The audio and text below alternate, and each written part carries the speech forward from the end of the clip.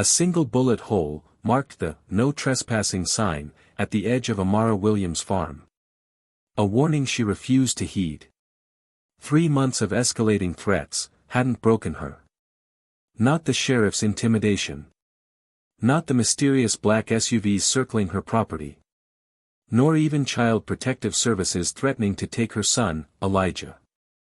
The Williams farm had belonged to her family for generations. And she'd promised her late father never to surrender it. But when masked men set her barn ablaze that night, Amara realized she might lose everything.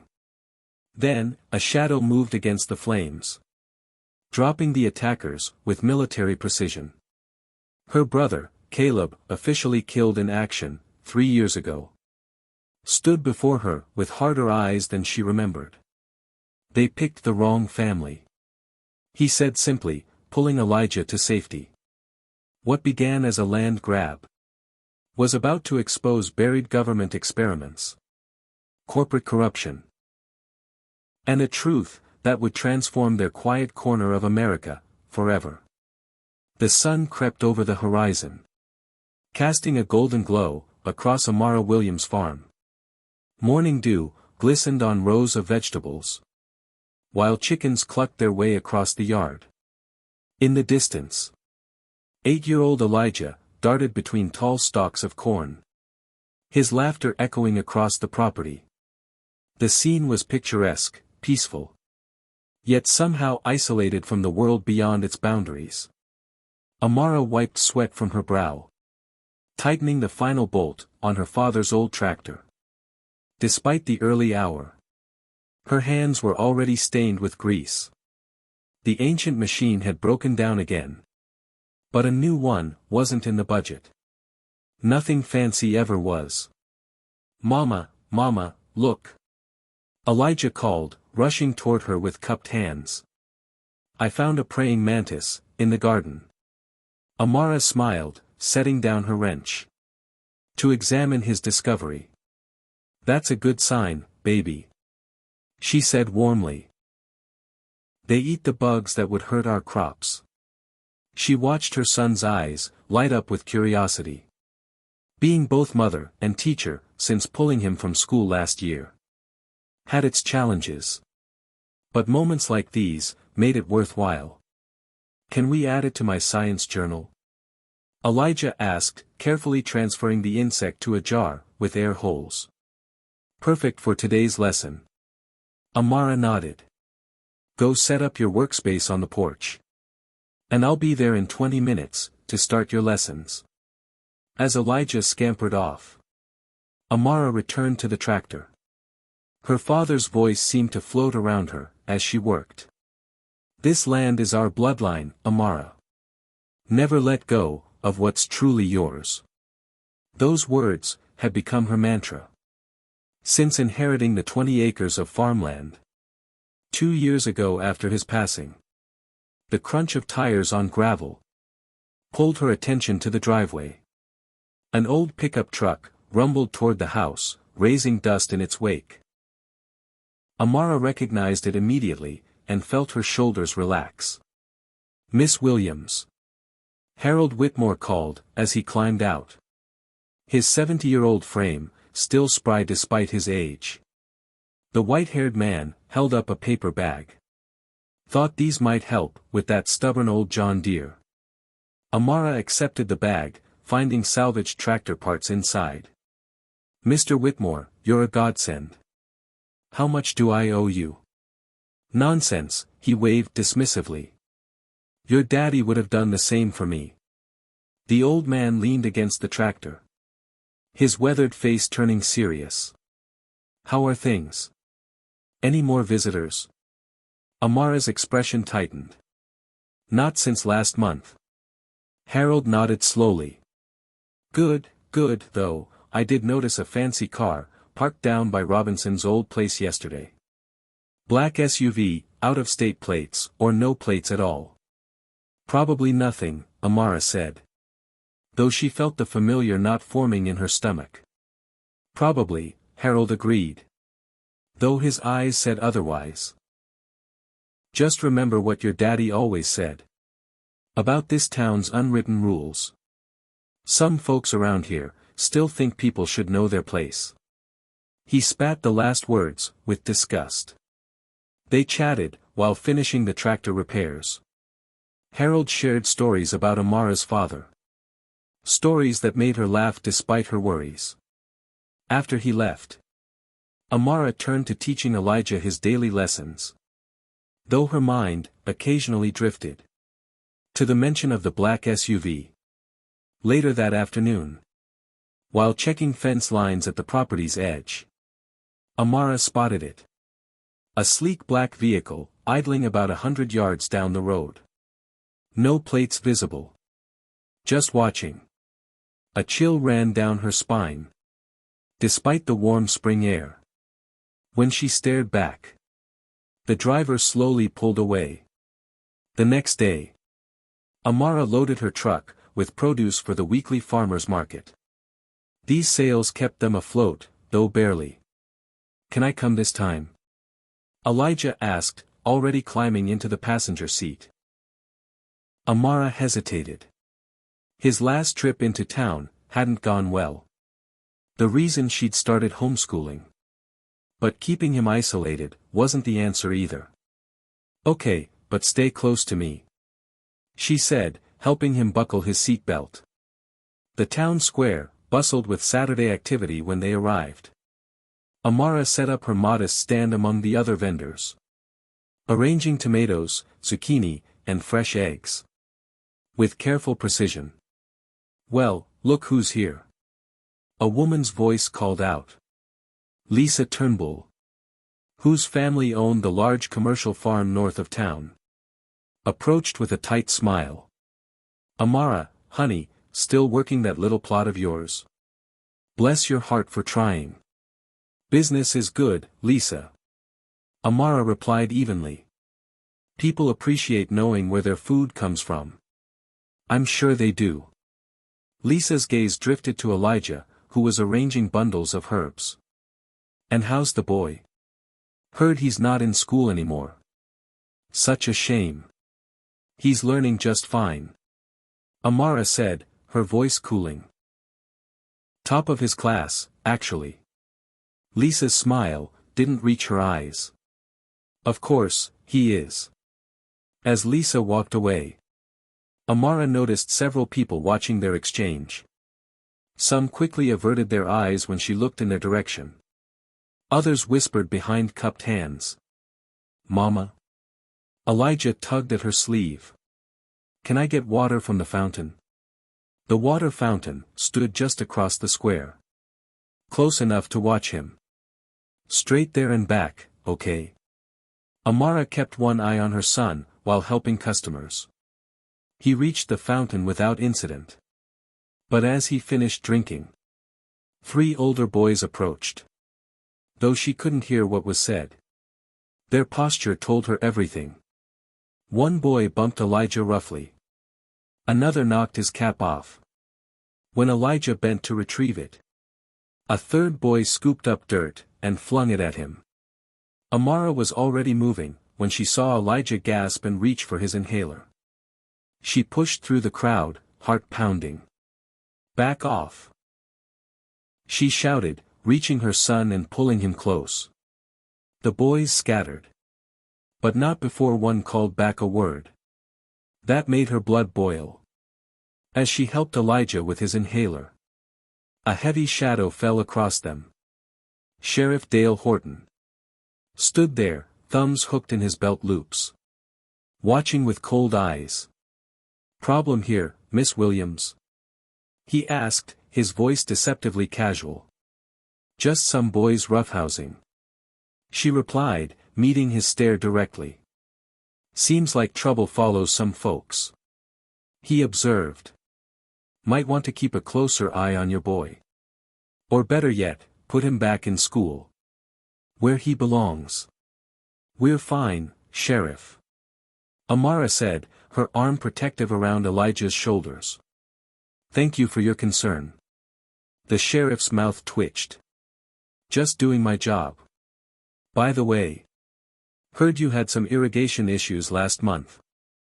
Shame how equipment fails sometimes, isn't it? The implied threat hung in the air as he walked away. That evening, Amara sat at her kitchen table, surrounded by bills, property taxes, medical insurance, Elijah's asthma medication, equipment repairs. The numbers refused to add up, no matter how she adjusted them. A corner of the table held 3 separate offers to buy her land, all for less than half its value. All from shell companies she suspected were fronts for the same buyer. Each promised financial relief and a fresh start elsewhere. Amara pressed her palms against her tired eyes. A developer had been buying up properties around town for years, mostly from Black and Hispanic families facing hard times. Her father had rejected their offers repeatedly. Now they were after her. Elijah appeared in the doorway in his pajamas. "Are we going to be okay, Mama?" Amara quickly gathered the bills into a pile. "Of course we are. Come here." She pulled him onto her lap. Though at 8, he was getting almost too big for it. "This land is our bloodline. Remember? It's everything your grandpa worked for. And his daddy before him. But what if we can't keep it?" he asked, his small face serious beyond his years. "We will," she promised, though the words felt hollow against the mountain of debt before her. Later that night, a knock at the door startled Amara from half-sleep on the couch. She grabbed the baseball bat from behind the door. Before checking the peephole, Harold Whitmore stood on her porch, swaying slightly. The smell of whiskey was evident when she opened the door. "Mr. Whitmore, everything okay? Had to warn you," he slurred, leaning heavily against the doorframe. "They're back, Amara. The land scouts, sniffing around town again." Land scouts? Men in suits, asking questions. Offering cash under the table for information about properties. "About yours specifically." He grabbed her arm with surprising strength. "Your daddy stood up to them. Cost him dearly. Be careful, girl." After Harold left, Amara locked the door and double-checked all the windows. She couldn't shake the feeling of being watched. The next morning, she found an unusual envelope in her mailbox. No postmark, no return address. Just her name, in block letters.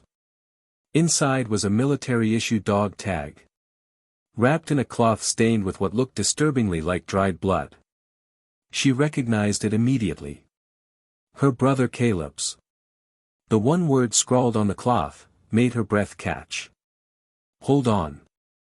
Caleb had been declared killed in action 3 years ago. His body never recovered. Yet here was his dog tag, delivered by hand, with a message. Was it possible? Or was this some cruel trick? That night, unable to sleep, Amara found Elijah sitting by his bedroom window, staring out at their fields, bathed in moonlight. "Couldn't sleep?" she asked, sitting beside him. He shook his head. "Mama, are they going to take our farm?" The directness of his question caught her off guard. "Who told you that?" "I heard those boys in town. They said the sheriff is going to kick us off our land." His voice trembled. "Is that true?" Amara pulled him close, feeling a fierce protectiveness surge through her. "Listen to me, Elijah. This is our home. Nobody is taking it from us. I promise you that." As she held her son, tears filled her eyes. It was a promise she wasn't sure she could keep, but one she'd die trying to honor. The pounding on the front door came at 6 in the morning. So aggressive that pictures rattled on the walls. Amara, who had barely slept, jolted upright from the kitchen table, where she'd been drinking coffee. and staring at Caleb's dog tag. "Sheriff's Department, open up." Elijah appeared in the hallway. Eyes wide with fear. Amara motioned for him to stay back. As she approached the door, two deputies stood on her porch. Reynolds and Dawkins. Both wearing expressions of practiced indifference. "Can I help you?" Amara asked, keeping her voice steady. Deputy Reynolds held up a document. "We've received complaints about illegal animal keeping on this property. County ordinance violations." "What?" "My animals are completely legal. I have all the proper paperwork." "Not according to our reports." Dawkins cut in. "Chickens exceeding allowed numbers. Unlicensed goats. Improper waste management. Potentially contaminating groundwater." Amara's mind raced. Her small operation was entirely within regulations. She'd made sure of it. After her father died. "This is ridiculous. I can show you my documentation." "Save it for the hearing." Reynolds interrupted. "You're looking at fines up to $20,000. Unless these violations are addressed immediately." The amount hit like a physical blow. 20,000. Might as well be 20 million. Of course. Dawkins added with false concern. "If maintaining this property has become burdensome, there are other options. I understand you've received purchase offers." The implication was clear. Sell. Or be bankrupted by fabricated violations. "I'll see you at the hearing," Amara said coldly, closing the door before they could respond. She leaned against it, trembling with rage. Until Elijah's small voice broke through. "Are they going to take our animals?" "No, baby," she assured him, though her mind was calculating worst-case scenarios. "This is just a misunderstanding." The next morning brought a more devastating blow. Amara woke before dawn as usual. But when she stepped outside to begin chores, the sight before her stole her breath. The irrigation system her father had spent years perfecting lay in ruins. Pipes smashed. Water spraying uselessly across the yard.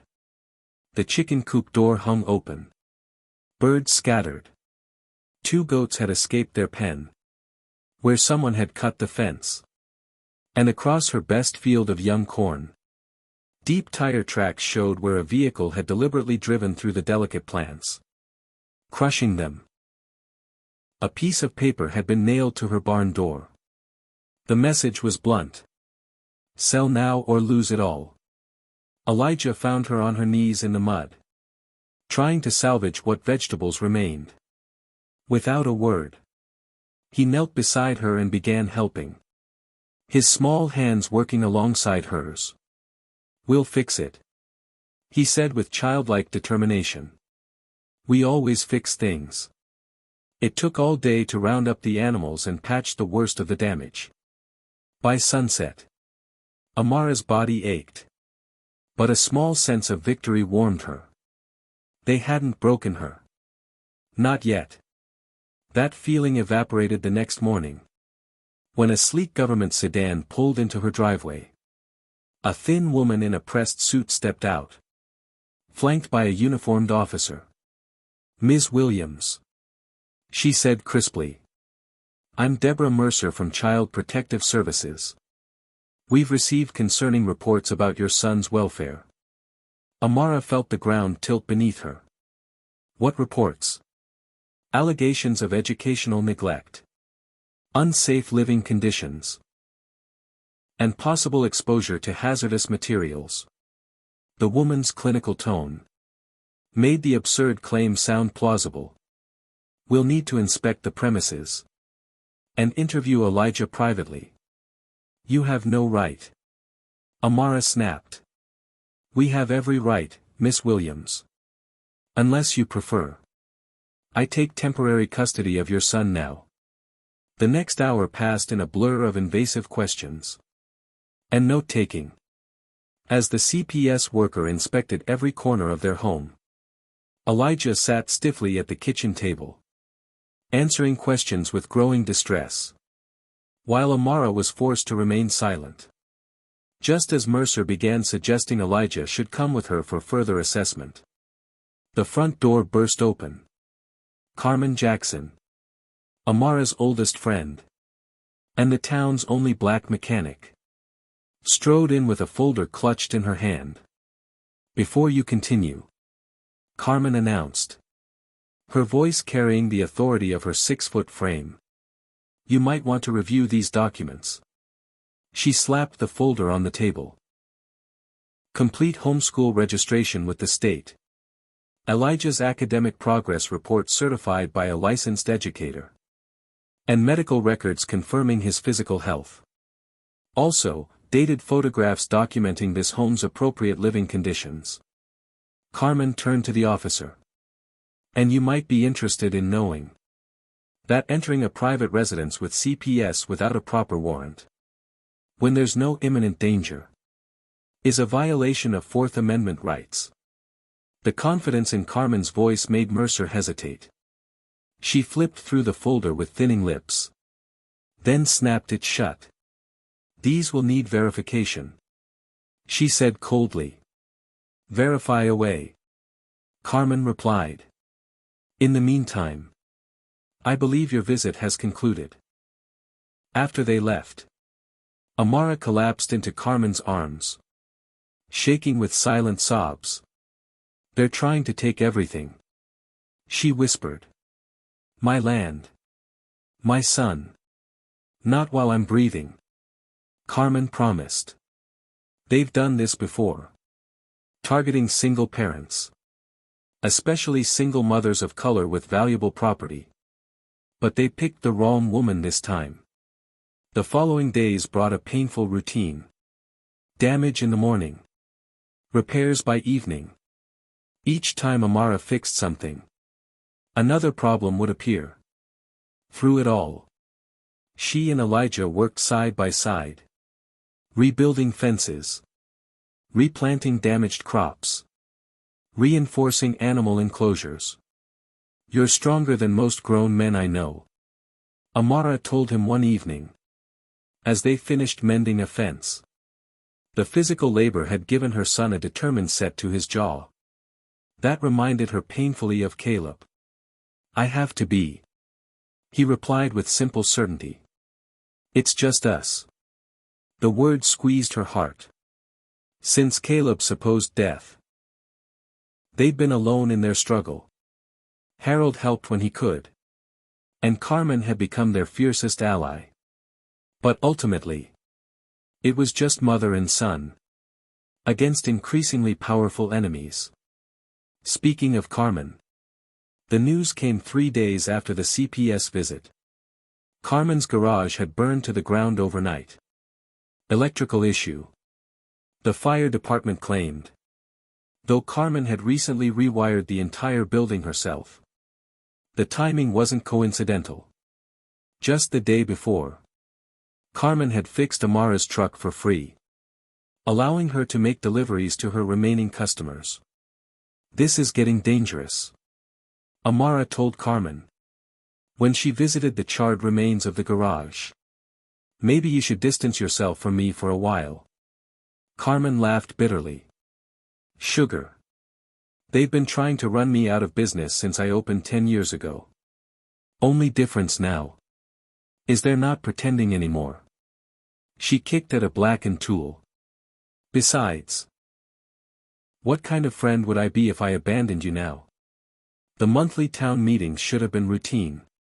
Budget discussions. Road repair planning. The usual small-town governance. Amara normally skipped them. But Carmen insisted they attend this one. "Know your enemy," she'd said. "Besides, staying invisible is exactly what they want." The community center was packed when they arrived. Conversations hushed as heads turned to watch them enter. Amara felt Elijah press closer to her side. Mayor Franklin was discussing seasonal tourism. When Sheriff Horton requested the floor. His gaze locked on Amara. As he approached the microphone. While we're discussing community concerns. He began.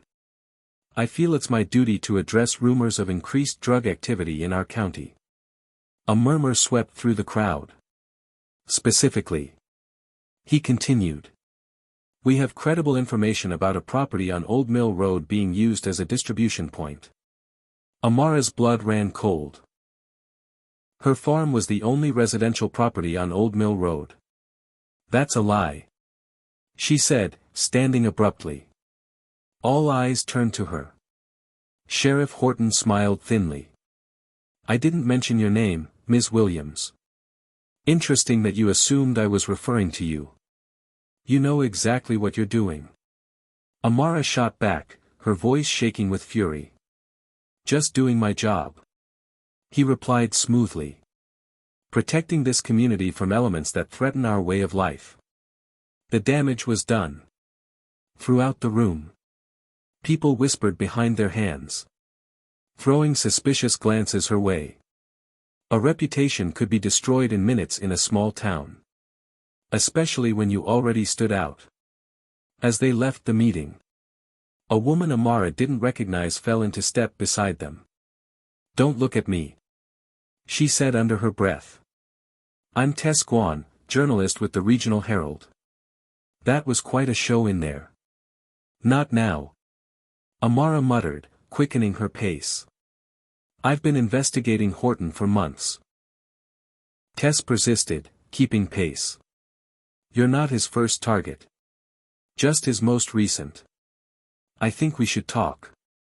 Why should I trust you? Because I've got nothing to gain by making your life worse. And everything to gain by exposing corruption. She handed Amara a card. Call me when you're ready to fight back. That night. Amara found Elijah sitting alone in the dark. Staring at nothing. Hey. She said softly, sitting beside him. What's going on in that big brain of yours? He didn't look up. It's my fault, isn't it? What is? Everything. The trouble. If I didn't need my medicine all the time. We'd have more money. If I wasn't sick at school. You wouldn't have to teach me. If I was stronger. Stop. Amara pulled him into a fierce hug. Listen to me. None of this is your fault. Not one bit. You are the best thing in my life, Elijah Williams. The very best thing. He burrowed against her shoulder. Then why is everyone trying to hurt us? Amara had no answer that wouldn't frighten him more. Later, alone in her room. She pulled out the property offers again. The latest one had arrived yesterday.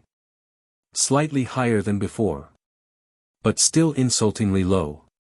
Her hand hovered over the signature line. One signature. And their problems would end. They could move somewhere new. Start fresh. But her father's voice echoed in her mind. This land is our bloodline. Signing meant surrendering not just property. But heritage. History. Legacy. She returned the papers to the drawer. Unsigned. The smell of smoke woke her hours later. At first. She thought it was a dream. But the acrid scent grew stronger. She bolted upright, heart pounding. Outside. Orange flames licked the night sky. The barn. Her father's barn. Built by his hands. Was ablaze. Elijah. She screamed, running to his room. He was already awake, eyes wide with terror. Stay inside and call 911. She ordered, grabbing a coat as she ran outside. The heat hit her like a wall as she approached. Through the smoke. She glimpsed shadowy figures running from the far side of the structure. 3 men in dark clothing. Masks covering their faces. Hey! She shouted, racing toward them. Stop! One turned back, advancing on her. His hand raised. And she realized too late he was holding something. A battered pipe. Should have taken the money. A muffled voice sneered. As the weapon began its downward arc, Amara braced for impact. But it never came. Instead, a darker shadow emerged from nowhere, moving with lethal precision. The attacker crumpled without a sound. The other two men froze. Then turned to run. Only to be dropped by swift, silent blows. As flames illuminated the farmyard, Amara stared at the newcomer in disbelief. Tall, muscular. With familiar eyes and a harder face than she remembered. Caleb. She whispered, reaching out a trembling hand. Her brother nodded once. His expression grim. Told you to hold on. The barn's flames cast an orange glow across the farm. As Amara stared at her brother in disbelief. 3 years. 3 years since the military officers had stood on her porch with solemn faces.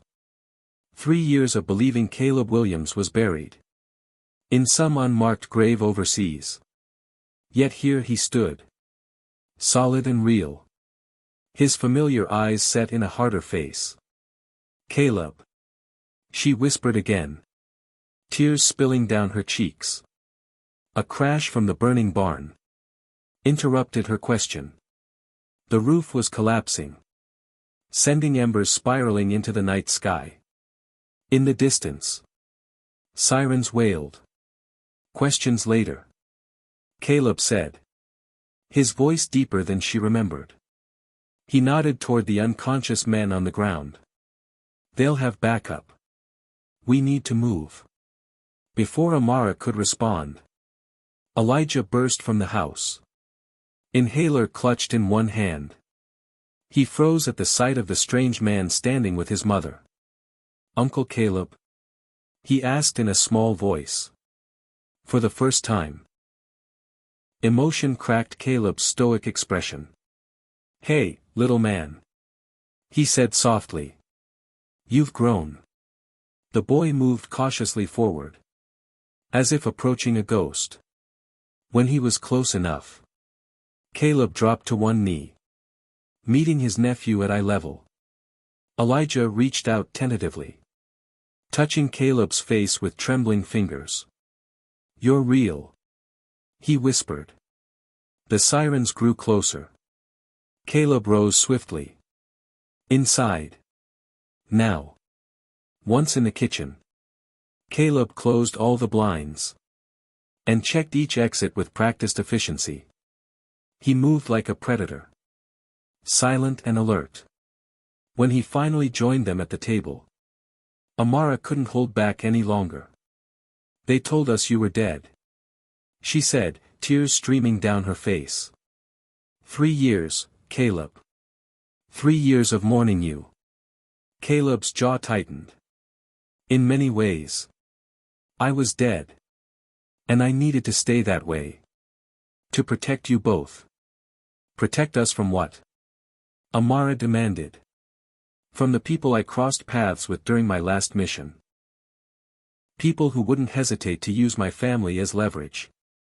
He glanced toward the window. Where blue lights now flashed in the distance. People like the ones trying to force you off this land. You sent the dog tag.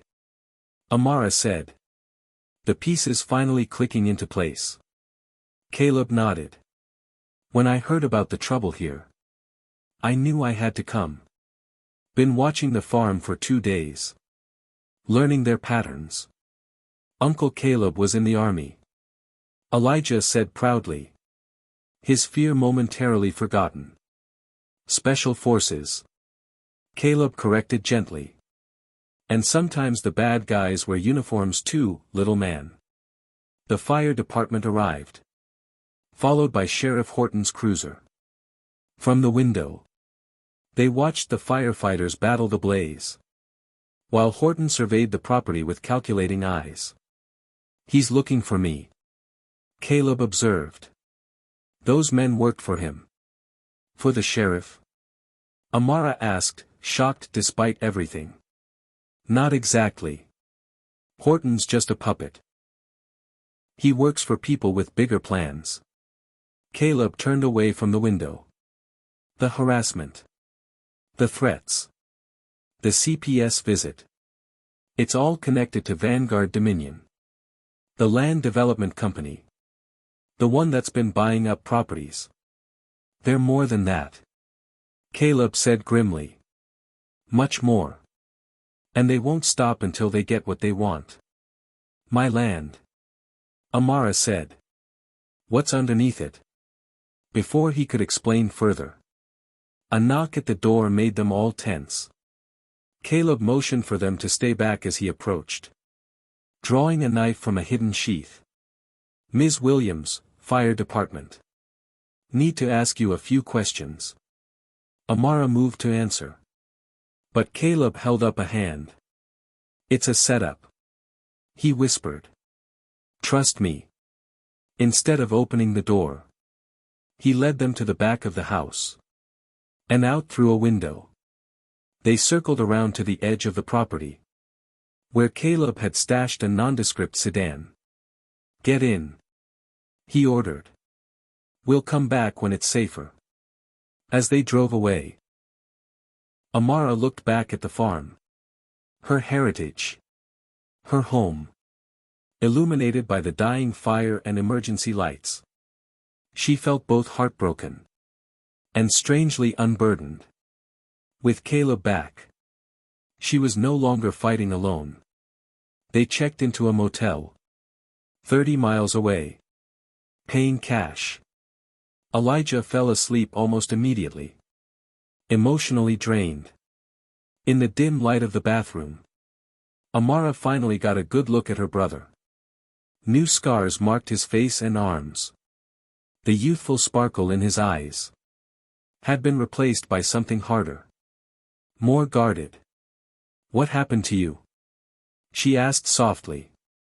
Caleb's expression darkened. My unit was deployed for what we thought was a standard operation. Instead, we uncovered something ugly. A black ops program conducting illegal activities under the guise of military action. When I reported it through proper channels. My entire team ended up dead within a week. All except me. So, you faked your death. It was the only way to gather evidence safely. If they thought I was dead, they wouldn't be watching for me. His voice grew heavier. I wanted to tell you, Amara. But anyone connected to me was in danger. And now? Now they found you anyway. Because of the land. He ran a hand over his close-cropped hair. Dad always said our farm was special. He was right. Just not in the way we thought. Amara shook her head. I don't understand. There's a cave system underneath the property. An extensive one. The government discovered it in the 60s. During routine geological mapping. What they found inside was valuable enough to kill 4. What could possibly be in caves that's worth all this? Tomorrow. Caleb promised. For now. Get some sleep. We start fighting back at dawn. True to his word. Caleb began his counteroffensive at first light. While Elijah slept. He spread maps and satellite images of the farm across the motel table. First, we secure the property. He explained to Amara. I'll set up surveillance cameras here, here, and here. He marked locations with precise dots. Motion sensors at every entry point. Then we'll need supplies. Non-perishable food. First aid. Communication equipment they can't trace. This sounds like war preparations. Amara said uneasily. Caleb's eyes met hers. It is war. Vanguard has been systematically forcing families like ours off their land for decades. They hire local authorities. Create legal problems. Even resort to violence when necessary. And they've targeted our farm because of what lies beneath it. You still haven't told me what that is. Amara reminded him. Caleb hesitated, weighing how much to reveal. Evidence of experiments conducted on rural black communities during the Cold War. Our grandfather wasn't crazy when he talked about government men taking soil samples. They were monitoring the effects of what they'd done. The revelation hit Amara like a physical blow. Are you saying our family was targeted? Yes. Caleb said grimly. Along with dozens of others across the South. Vanguard was the private contractor that facilitated it all. And now they're cleaning up loose ends. Elijah stirred in the adjoining room. Both adults fell silent until the boy had dressed and joined them. Time for your first lesson. Caleb told him with surprising gentleness. Today. I'm going to teach you how to know when someone's watching you. Over the next 3 days. Caleb transformed their small family into a tactical unit. He taught Amara how to spot surveillance vehicles. How to move without being tracked. How to handle herself if confronted. For Elijah. The lessons were framed as games. Spotting changes in environment. Moving silently. Finding hiding places. Uncle Caleb. Elijah asked during a practice drill. Were you a superhero in the army? Caleb's laugh held little humor. Nobody's a superhero, little man. Just a soldier who learned some hard lessons. Will you teach me to fight like you? Caleb exchanged a glance with Amara before kneeling to meet Elijah's eyes. Fighting is a last resort, little man. First, you learn to think, to observe, to plan. The best warriors win without throwing a single punch. On the 4th day, they returned to the farm under cover of darkness. The barn was a blackened skeleton. But the house remained untouched. Caleb swept the property for surveillance devices. Finding 3 hidden cameras that he carefully left in place. But adjusted to show looping footage. They're watching. But now they'll see what we want them to see. He explained. While Amara settled Elijah inside. Caleb set to work. By morning. The farm's perimeter was secured with hidden cameras of his own. Connected to monitors he installed. In the basement. Motion sensors disguised as garden ornaments lined the driveway. Inside. He assembled communication equipment from components that couldn't be traced. Where did you learn all this? Amara asked, watching him work. Afghanistan, Somalia. Places where the enemy blends with civilians and trust gets people killed. His hands never stopped moving as he spoke. I'm sorry to bring this war to your doorstep. But it was already here. You just didn't know it yet. Their first victory came unexpectedly. Caleb's cameras caught Deputy Reynolds planting a package in Amara's truck. While she was at the general store with Elijah. When he examined the footage. Caleb's expression turned deadly. Drugs. He said flatly. They're setting you up for a possession charge. Probably planning to find it during a traffic stop. Instead of removing the package. Caleb attached a GPS tracker to it. And installed a hidden camera in the truck. 2 days later. When Sheriff Horton pulled Amara over for a routine check. The camera recorded everything. The planted evidence. The falsified report. Even the call Horton made afterward to report his success. Using an anonymous email account. Caleb sent the footage to Tess Guan at the Regional Herald. Along with records he'd gathered. Showing similar setups against 3 other property owners. Who had refused to sell to Vanguard. The story broke like a thunderclap across the county.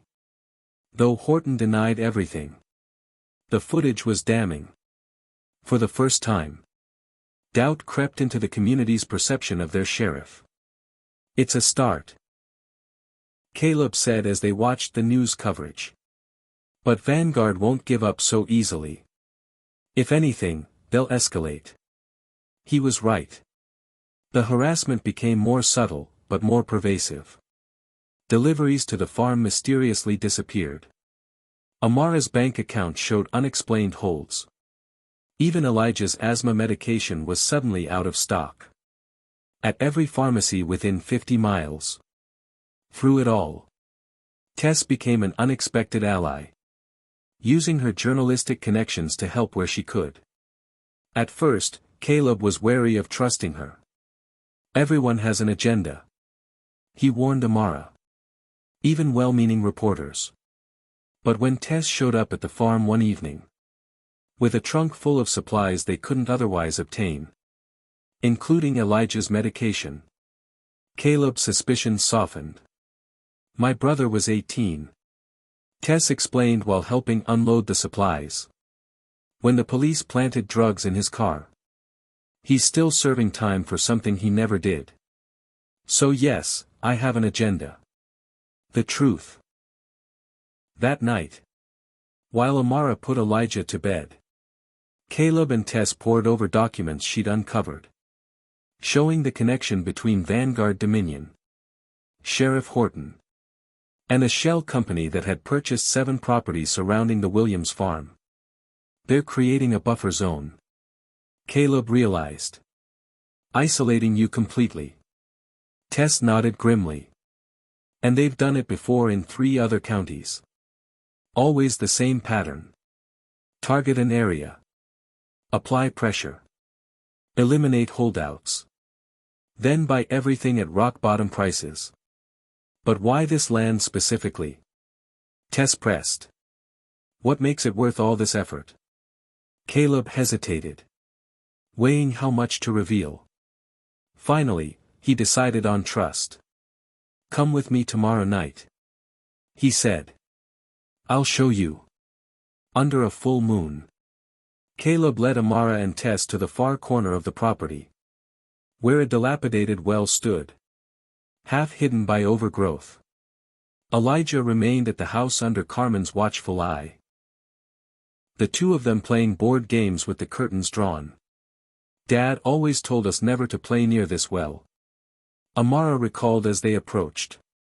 Said it was unstable. He was protecting us, Caleb replied, removing the seemingly solid concrete cap, to reveal a metal ladder descending into darkness. This isn't a well. It's an entrance. With flashlights and rope harnesses. They descended nearly 40 feet before reaching the bottom. Instead of water, they found a narrow tunnel, reinforced with steel beams. Government markings, faded but still visible, lined the walls. Cold War era, Caleb explained, his voice echoing. When the government was obsessed with finding underground facilities that could withstand nuclear attack. The tunnel stretched before them, disappearing into the darkness. As they walked, the passage widened into a series of chambers. What they found inside stole their breath. Rusty barrels lined the walls, each marked with military codes and hazard symbols. Abandoned equipment, medical in nature, lay scattered across metal tables.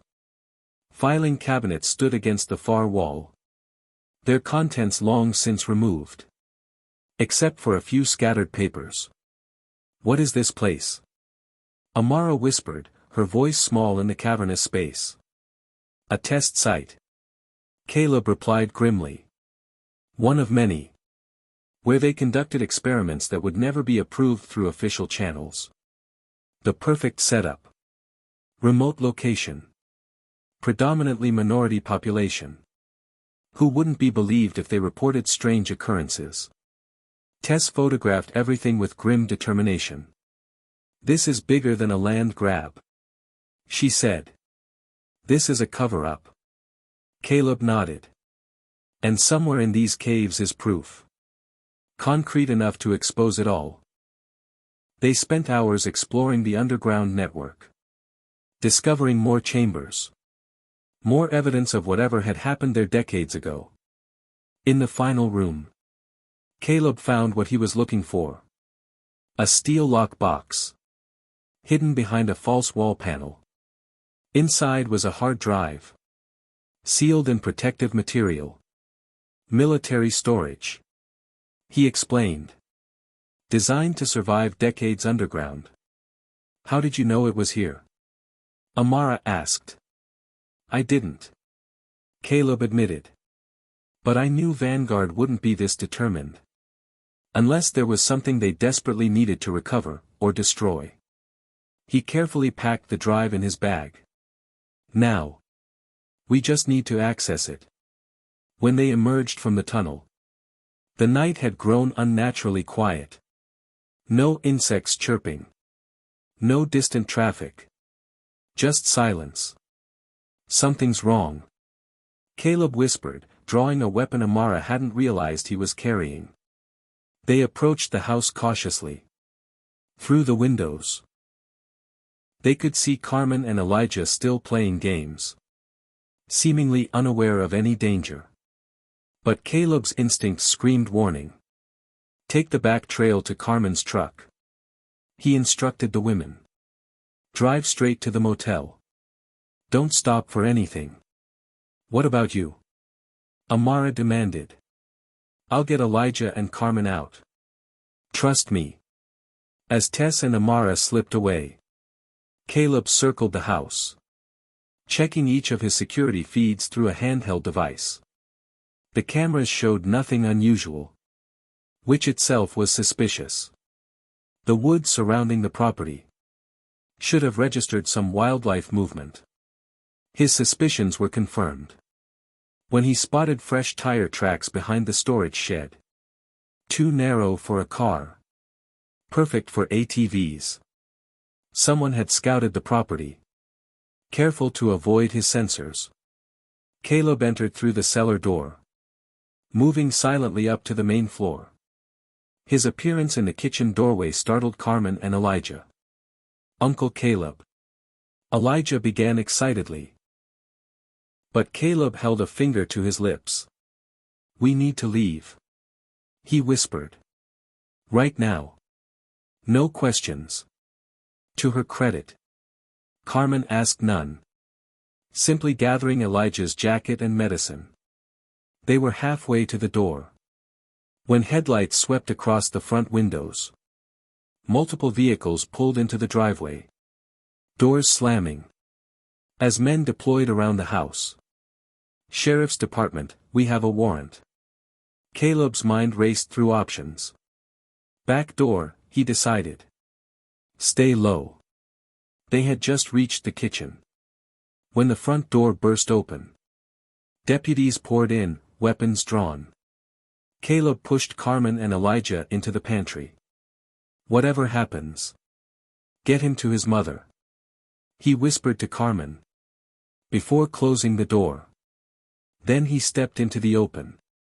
Hands raised. Looking for me. He called. Sheriff Horton entered last. A triumphant smile spreading across his face. When he spotted Caleb. Well, well. The ghost returns. He gestured to his men. Secure him. On what charges? Caleb asked calmly. Allowing himself to be surrounded. Trespassing, for starters. Horton said. Identity fraud. And I'm sure we'll find evidence connecting you to various terrorist watch lists. After all. You've been officially dead for 3 years. Horton's smile widened. Amazing what a man might do. When no one knows he exists. Sounds like you've thought this through. Oh, I have. Your sister's made quite a nuisance of herself. But family loyalty is admirable. Even if misguided. Horton glanced around. Speaking of family. Where is the boy? Safe from you. Caleb replied coldly. Horton's face hardened. Search the house. He ordered his men. Find the kid. As 2 deputies moved toward the kitchen. Caleb made his move. With lightning speed. He disarmed the closest officer and used him as a shield. What followed was a blur of precise violence. Economical. efficient, and devastatingly effective. When it ended, 5 deputies lay unconscious on the floor. Sheriff Horton remained standing, his weapon trained on Caleb. Hand surprisingly steady. Impressive, he admitted. But ultimately pointless. A crash from the kitchen drew their attention. Carmen and Elijah had been discovered. A deputy dragged them into the living room, gripping tightly onto Elijah's arm. "Let the boy go," Caleb said, his voice deadly quiet. "Put down your weapon first." Horton countered. The standoff stretched for 3 heartbeats, before Caleb lowered his gun. "This isn't his fight." "Smart choice." Horton nodded to the deputy, who released Elijah, but kept Carmen restrained. "Now, Mr. Williams," Horton said with false cheer, "let's discuss what you found down in those caves." The sun was rising by the time Amara realized something had gone terribly wrong. She and Tess had reached the motel safely, but there was no sign of Caleb, Carmen, or Elijah. Calls went unanswered. Text messages undelivered. "We need to go back," Amara insisted, already heading for the door. Tess blocked her path. "That's exactly what they'll expect. We need a different approach. That's my son out there. And if you rush in blindly, you'll be arrested too. Then who helps him?" Tessa's voice softened. "Caleb trusted us with this." She pointed to the hard drive they'd recovered. "There must be a reason." Reluctantly, Amara agreed to wait long enough to examine their discovery. Tess connected the drive to her laptop. But her hopes quickly faded. "It's encrypted. Military-grade protection." She sighed. "We need a specialist." "We don't have time for that," Amara protested. "Actually, we might." Tess made a call, speaking in hushed tones, before hanging up with a satisfied nod. "My cousin works in cybersecurity. He'll meet us in an hour." While they waited, Amara paced the room, alternating between fear and fury. When a knock finally came at the door, Tess opened it to reveal a young man carrying a laptop case. "This better be worth it," he grumbled. "I'm missing a job interview."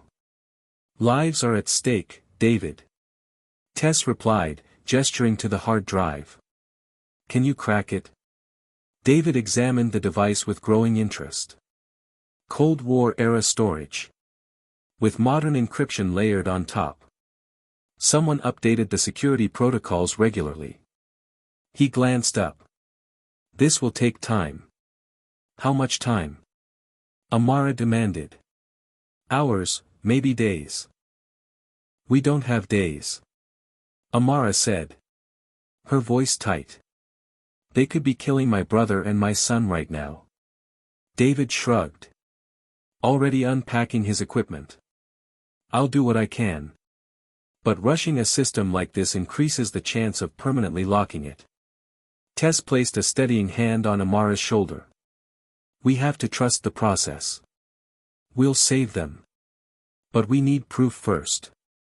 Meanwhile, back at the farm, Sheriff Horton sat at the dining room table, leaning forward, hands steepled, studying Caleb. "You know, you could make this easy on yourself," Horton said. "Give me the drive. Tell me where your sister is. Walk away clean." Caleb chuckled without humor. "You and I both know you can't let me walk away, Sheriff." Horton's smile slipped. "Maybe not. But your sister, the boy, they don't have to suffer." Caleb's fists clenched under the table. "If you touch either of them, you'll need a hell of a lot more than your badge to protect you." "You think you're still overseas, soldier?" Horton sneered. "This is my jurisdiction. My town. Nobody's coming to save you. He stood up abruptly. Take him to the silo. Hold him there until I decide what to do. Two deputies hauled Caleb to his feet, binding his hands roughly behind his back. As he was led outside, Caleb locked eyes with Elijah, who sat frozen in the corner beside Carmen. Caleb offered the boy a small, reassuring nod. Hold on. The gesture said. Hold on. The silo was cold and damp, reeking of mildew and rust. They chained Caleb to a support beam, then left without a word. In the silence, Caleb tested the strength of the chains. Calculating. Always calculating.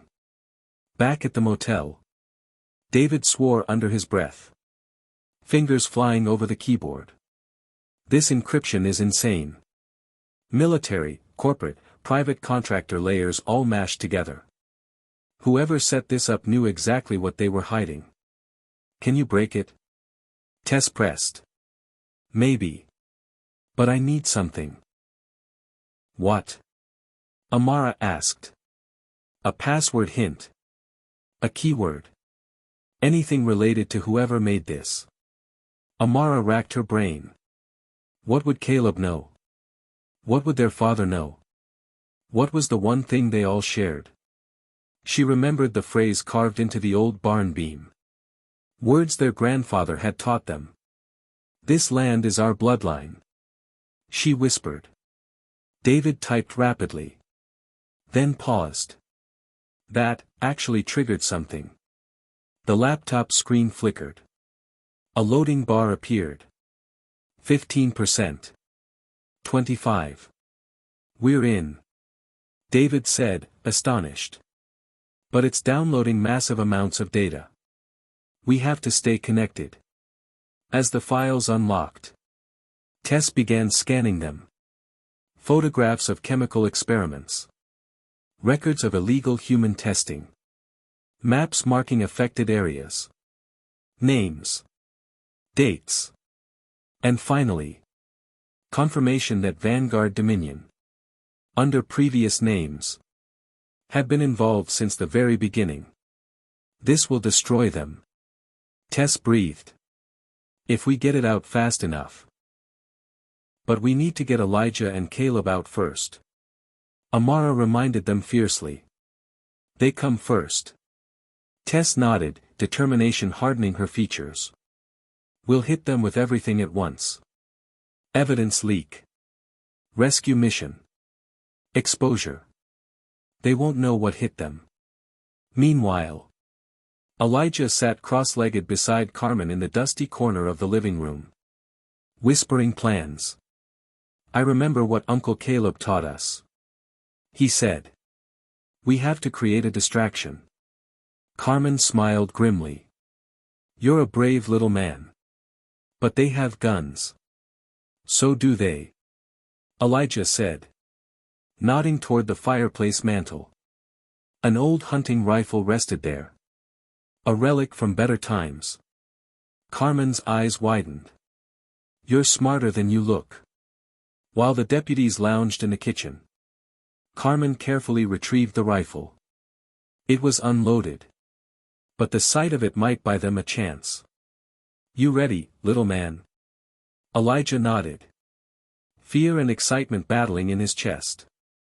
Together, they burst into the kitchen. Carmen leveled the rifle, shouting, Nobody move. The deputies, caught off guard, reacted instinctively, diving for cover. In the confusion, Elijah darted out the back door, running as fast as his legs would carry him toward the woods. Shots rang out, but missed, pinging harmlessly off the ground behind him. Carmen threw the rifle aside and bolted after him, grabbing Elijah's hand as they plunged into the trees. At the silo, Caleb heard the gunfire. His heart leapt. Someone was fighting back. Bracing his feet against the support beam, he strained against the chains. With a grunt of effort, And a snap of aged metal. One chain broke free. Freed. He tore the rest away. And sprinted toward the sounds of chaos. Amara and Tess were already on the move. Speeding down back roads toward the farm.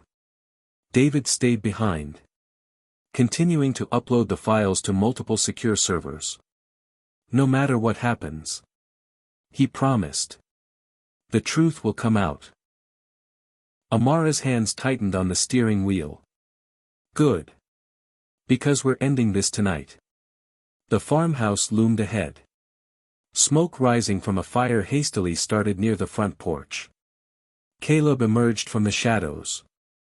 Meeting Amara and Tess as they skidded to a stop. "Where's Elijah?" Amara cried, jumping from the truck. "Safe," Caleb assured her. "Carmen got him out." "And Horton?" Tess asked, already pulling her phone to record. "Inside. Waiting for a surrender that's not coming." Amara's chest heaved with a mixture of rage and relief. "No more running," she said. "We finish this. Together." They approached the house. Inside. Sheriff Horton and his remaining deputies were scrambling to contain the situation. Reports were already hitting social media. Video clips. Photos. Testimonies flooding from the townspeople. Tess had triggered the data leak from her phone the moment they pulled up. Horton's crimes were being exposed. In real time. "You feel that?" Caleb muttered as they reached the porch. "That's the tide turning." Horton stood in the wrecked living room. Gun drawn. His face twisted into a mask of rage when he saw them. "You think the media circus will save you?" He roared.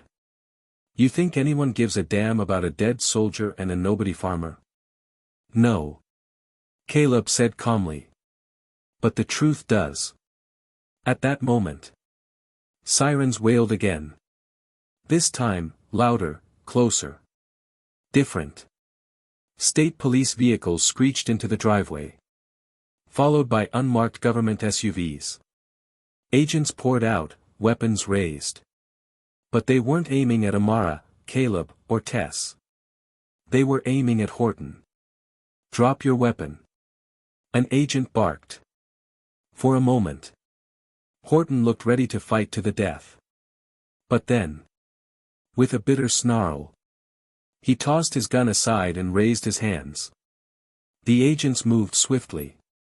Handcuffing him and dragging the remaining deputies from the house. An older man in a black windbreaker approached Caleb and Amara. "Special Agent Porter, Department of Justice. We've been building a case against Vanguard for months. But lacked the smoking gun. Until today." He nodded toward Tess. "And her leak.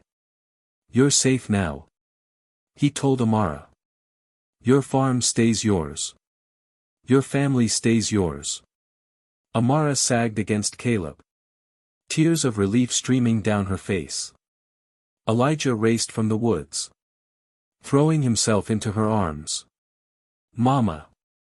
She hugged him fiercely. Whispering promises she could finally keep. Carmen emerged moments later. Bruised but grinning. One arm raised in victory. The sun was rising. Casting golden light over the battered but unbroken farm. A new day. A new beginning. The aftermath stretched over weeks. The town reeled as the full extent of Horton's corruption came to light. Several officials resigned in disgrace. Investigations were opened into past land seizures. Families who had been forced out were given the chance to reclaim their properties. Vanguard Dominion collapsed almost overnight. Its top executives facing federal charges. Tessa's reporting earned national awards. But she remained humble. Always crediting the Williams family for their courage. David's hacking skills landed him a job offer from a civil rights legal group. Specializing in fighting systemic injustice. Carmen rebuilt her garage.